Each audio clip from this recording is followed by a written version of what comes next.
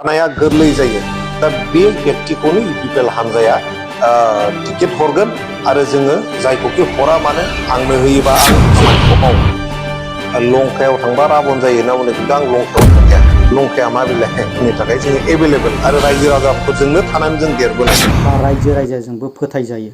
थिग बेबायदिनो जोंनि 14 चिराङावबो जे माखासे नेता कर्मिफोरखौ जे मैया दाख्लैसो थांनानै जे टिकेट बिलागासिनो दं, दा टिकेट दाबिदार खालामदों। दा बेबायदि माखासे मानसिखौ बोरै फोथायथावो जे 17 बोसोर जेन सरखार सलायबोबाय, 17 बोसोर सरखार सलायबोनायाव फार्स्ट बोसोरखौनो जेबो धर्ज खालामनानै थानो हायै बैफोरबायदि मानसिखौ मारै फोथायगोन रायजोफोर? नोंथांमोना साननानै नाय। जाय मानसिया जेबो मावाखै बै मानसिखौ बोरै फोथायथावो? जेरैबायदि सांग्रां ब्रह्म सारा जे माखासे खोथा लंकायाव थाङोबा राबन जाहैयो बेबायदिनि खोथा, खिन्थु बिथांनाव नै दासिमाव गोथार गोसोजों दङै जानांगौ। अब्ला सांग्रां ब्रह्म सारा मा खोथा बुंदों खोनासंनानै लाग्रो। इउपिपिएल दोलोआ ओरैबायदि दोलो जेनाखि आफादगिरिनो प्रेसिडेन्ट जेनेरेल राइटखौ होदों, सासे जेनेरेल मेम्बारनोबो बे राइटखौ होदों। दा बिनि थाखायनो टिकेटखौबो बयबो बिनो हायो, लुबैनोबो हायो, नाथाय टिकेट बिनानै दावराव दावसि रावबो खालामनो नाङा। बे मोनसे डिसिप्लिनजों जोंनि हानजाया सोलियो। दा बिनि थाखायनो इउपिपिएल हानजाया प्रमद बर' सारनि दैदेननायाव, प्रमद बर' सारनि नेतृत्वआव मोनसे सार्भे सोलिबाय थादों। बे सार्भेनि मथे जायहानो विनिं केपेबिलिटि दं, जायखौ होयोबानो देरहानाया गोरलै जायो, दा बे व्यक्तिखौनो इउपिपिएल हानजाया टिकेट हरगोन आरो जोङो जायखौखि हरा मानो आंनो होयोबा आं, सोरबा सासेनो होयोबा सोरनोबा, बेखौ देरहाहरनायनि जोङो खामानिखौ मावगोन। लंकायाव थांबा राबन जायो होनना बुंदों, खिन्थु आं लंकायाव थांखाया। लंकाया मा बिलाय? लंकायाथ' श्रीलंकायावसो आं थांखाया। लंकायाव राबन जानायनि खोथायानो फैया। लंकायावनो थाङा नालाय राबना बोरै जानो? आं लंकायावनो थांखाया, लंकायाव थांनो दरखारबो गैया। दा खोथाथे खोथा, दा इलेक्सन जोबनाय लोगो लोगो दा जोंखौबो बुंनो नागिरोखि दासो इलेक्सन खाथियाव मानो एफाबो मावबायबायदों, थारमाने टिकेटनि थाखाय, इलेक्सननि थाखायसो फैदों होननानै अनेक खोथा बुङो। खिन्थु आं एखम्बा कमेन्टसआव आंबो हरफिनो, बे जे इलेक्सन जोबग्रोमोना गभर्नमेन्ट दाजेननायाव 2020-21नि जागायजेननायावनो बे सिसुपानियाव निसिमायाव जे एकदमबारे बिराद गिदिर बायफ्लंदोंमोन, बे बायफ्लंनायखौ सोर थेहैनाय? बै समावथ' इलेक्सन गैथ'लामोन। देरहानाय लोगो लोगो आरामसे जोङो गभर्नमेन्टनि फैजेनबाय, गोदान गभर्नमेन्ट जाजेनबाय, इन्जय खालामनानै थानो हायोमोन, नङा होमबा? खिन्थु जोंथ' थांनानै थेहैदों, बे गभर्नमेन्टआनो थेहैदों। हाथा हामा थांनानै एकदम दै बारस'नानै आं निजे थांनानै प्रमद बर' सारनि थिनहरनायाव जोङो बिथांमोनखौ नायसनहैदों। नङाबाथ' जों उन्दुना थाथ'नो हायोमोन ना, आरामसे उनाव जाबाय थागोन, इलेक्सन खाथियाव उनाव थांसै होननानै। जोंनि नेचारा बिदि नङा। इलेक्सन खाथिबाल' जों रायजो राजाफोरनाव थांनाय बे नङा, जोंनि आखुथायानो नङा, जोंनि नेचारानो नङा। जोङो एनि टाइम जेब्लायबो रायजो राजाफोरनि थाखाय जोङो एभेलेबल आरो रायजो राजाफोरजोंनो थानानै जों देरबोनाय। बिनि थाखायनो लंका राबन बेफोरो जाहैबाय मोनसे मानसिफोरनि मोनसे साननानै लानाय। लंकायावनो थाङा जोङो, राबनबो जाहैया, लंकायाव थांनांगौनि दरखारबो गैया। बे आखौ मा लादों दे? सिनायो बिदिबालाय नोङो ओरै मादै अपारेसन खालामनांगौबा अपारेसन, मुलिजोंबा मुलि, जोंहा डक्टर दङ नालाय, मिथिबाय? बे डक्टरनो जों लांगोन, बुजिबाय दा? है नै थबसि गोनां लांदों मैया दाख्लै, फुरा गारियाबो जोंनि, डक्टराबो जोंनि, लामायाव थांनाय, ब्रेकफास्ट जानाय, ओंखाम जानाय, डक्टरनि नायनाय, गग्लस गोसोमबा गोसोम हरनाय, गुफुरबा गुफुर हरनाय, सब जोंनि जे खरसा, नों गरसेबो गारनाङा, न'निफ्राय उथायना लाना फैगोन नोंखौ। नाथाय इउपिपिएलआवनो गोबाव बोसोरनिफ्रायनो खस्थ' खालामबोखानाय, मावनानै थाखानाय, गोबां जिर'निफ्राय सोलिबोनानै, लाथिख'निफ्राय सोलिबोनानै, नाथाय दिनैसिमाव मोजां परिस्थितियाव गोजोनथाव रादाब लाबोनायाव सोलिबोबाय आरो गोबां खस्थ'नि गेजेरजों, बुलाय सोलायनि गेजेरजों, दिनै दाङा बाजिनि गेजेरजों बैखौ गैया खालामनानै दिनै मोजां परिबेसाव लाबोबाय।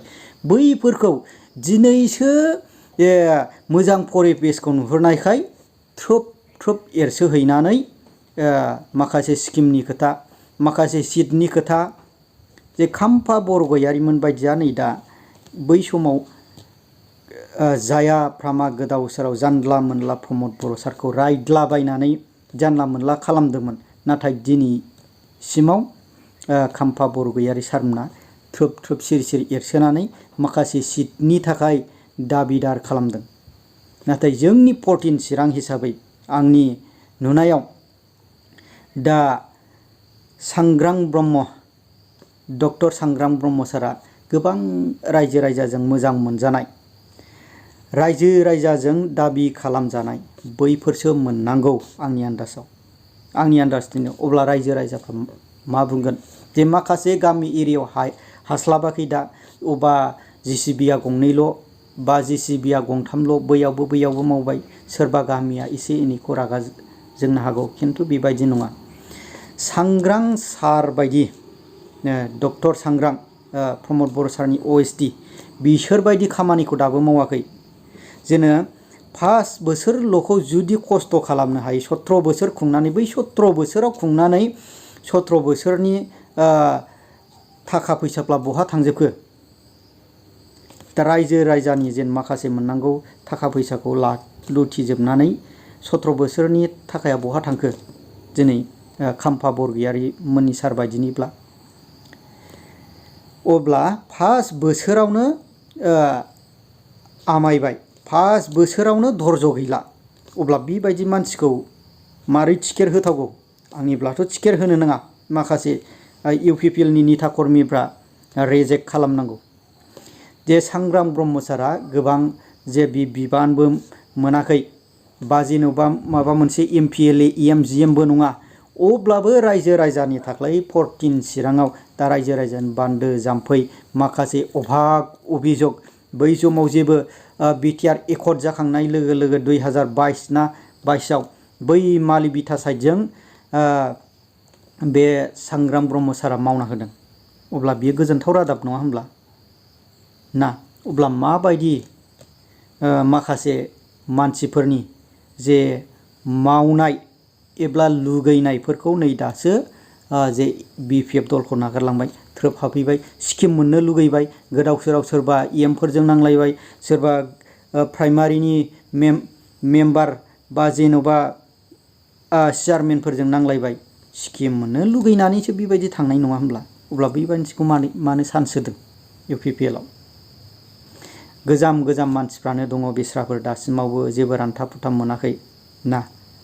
अब्ला दा दिनैसिमाव सांग्रां सारमोना BTR एकर्डनिफ्राय माखासे सिगां समनिफ्राय सोलिबोनानै रायजो राजानि माखासे जोंनि 14 चिरां एरियायाव रायजो राजानि दुख सुखखौ अबेबा लोमजादों खबरल' होनांगौ, बिथाङा नायगोन। बबेयावबा सोरबा एसे मुनिया जादों बा लोमजादों साजादों, गामि एरियायाव अबेबा दै खुरखा जादों, दिनैसिमाव थांनानै नायहैयो। बैबायदि अनख मानसिखौसो रायजो राजाया डिमान्ड खालामनानै दङ। सांग्रां ब्रह्म सारखौ 14 चिरां हिसाबै UPPLनिफ्राय टिकेट होनांगौ होननानै आङो सानो। अब्ला रायजोफोर, नोंथांमोनहा मा सानगोन? बे सांग्रां जे ब्रह्म सारासो टिकेट मोननांगौ। दा खाम्फा बरगयारीमोनबा फुराना जानो हागौ, अब्लाबो मावनाय हिसाबै खस्थ' लानाय हिसाबै सांग्रां सारमोनहासो मोननो हाथाव। रायजो राजायाबो सिरि सिरि डिमान्ड खालामगासिनो दङ। जुदि माखासे मानसिया खाम्फाखौ जुदि होयोबा माइनासबो जानो हागौ। UPPLनि जे माखासे रायजो राजाफ्रा बा UPPLआव जे हेफाजाब खालामग्रा UPPLनि माखासे नेता कर्मिफ्रा सिन्था खालाम, नङाबा बोरैबाबा जेननो हागौ। सांग्रां ब्रह्म सारखौ हो, बेनो। अब्ला रायजोफोर, नोंथांमोना जे सांग्रां ब्रह्म जे सारा माखासे माइनि खोथा बुङो, बे खोथा बुंनायनि सायाव नोंथांमोनहा मा सानगोन? मा बुंगोन? जे सांग्रां ब्रह्म सारा गोबां खोथाजों बुंलांबाय आरो माखासे किसिमनि खामानि मावबाय। नोंथांमोना मा बुंगोन? आरो जुदि नोंथांमोना आंनि चेनेलाव जायफ्रा गोदान, नोंथांमोना चेनेलखौ साबस्क्राइब खालामनानै लादो आरो कमेन्टनि गेजेरजों फोरमायहरदो।